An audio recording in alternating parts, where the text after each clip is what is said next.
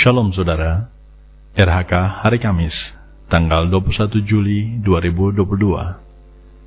Pembacaan Alkitab terdapat di dalam Ibrani pasal 12, ayat 26-27. Tema kita hari ini adalah di rumah Bapa, tempat tinggal tak tergoncangkan.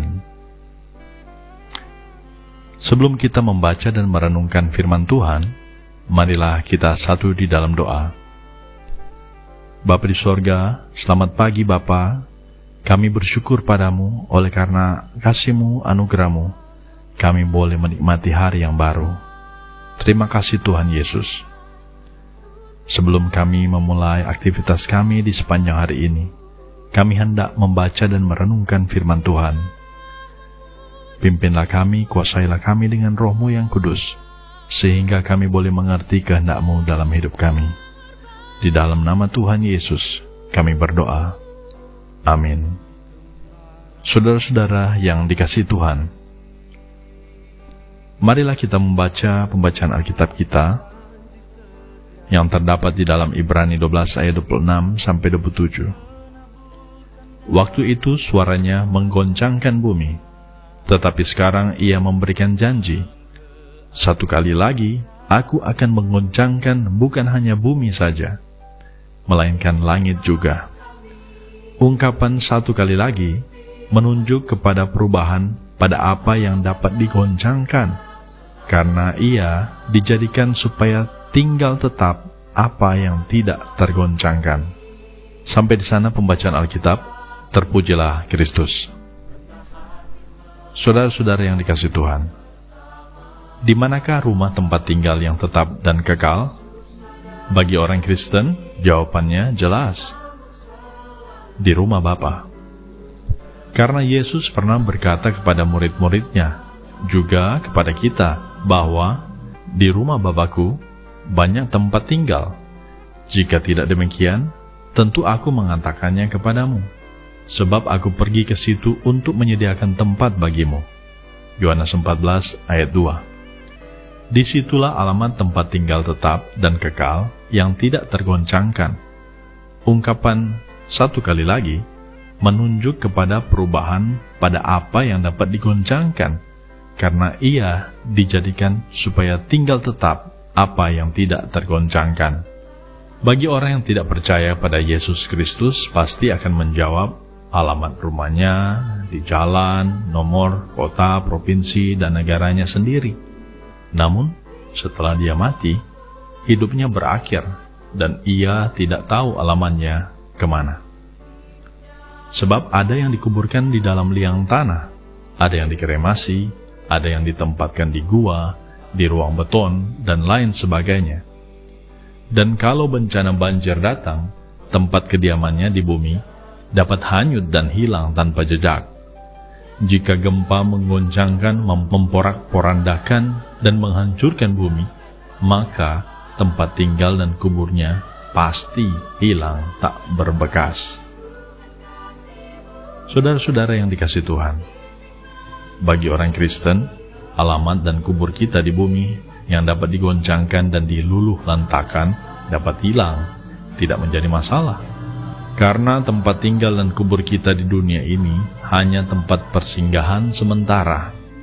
Tempat tinggal kita yang tetap dan kekal adalah tempat yang disediakan oleh Tuhan, di mana Ia berada sekarang, yaitu sorga. Saudara-saudara, memang menakutkan jika kita mengalami badai dan gempa dan lain sebagainya. Namun apa yang sebenarnya kita takutkan? Kematian? Reaksi antisipatif manusiawi adalah membangun rumah tahan gempa, tembok tahan banjir, atau pindah rumah ke tempat yang aman dari banjir dan jauh dari pusat gempa. Kendati demikian, apapun yang kita lakukan untuk melindungi dan menghindari diri dari ancaman goncangan dan bencana di bumi, tetap toh pada akhirnya kita akan mati juga. Saudara-saudara, firman Tuhan hari ini, suaranya menggoncangkan bumi, adalah firman Tuhan. Yesus Kristus adalah firman, atau Logos, datang ke bumi memang menggoncangkan. menghancurkan, dan mencairkan nilai-nilai keangkuhan, keakuan, kesombongan, kebekuan, dan kekerasan hati, ketidakadilan, dan lain sebagainya. Firman ini mengingatkan kita sebagai orang percaya bahwa rumah kita di bumi ini adalah sementara saja. Cara dan gaya hidup yang lama harus dihancurkan dan dicairkan diganti dengan cara hidup yang baru, yaitu mencontohi cara dan gaya hidup Yesus Kristus. Yang harus kita bentengi dan kokohkan menghadapi badai dan ancaman goncangan hidup adalah iman, hati, pikiran, perasaan, atau tubuh, jiwa, roh kita harus benar-benar kokoh. Hindari banjir yang menghancurkan, yaitu kejahatan dan dosa. Peliharalah kekudusan dan kesucian. Hanya dengan begitu, kita dapat mendapatkan tiket untuk masuk ke tempat kediaman kekal, bahagia dan meriah di sorga. Tempat yang telah disediakannya bagi orang percaya yang taat, setia, dan hidup mengikuti jalan Tuhan dengan meneladani cara dan gaya hidupnya.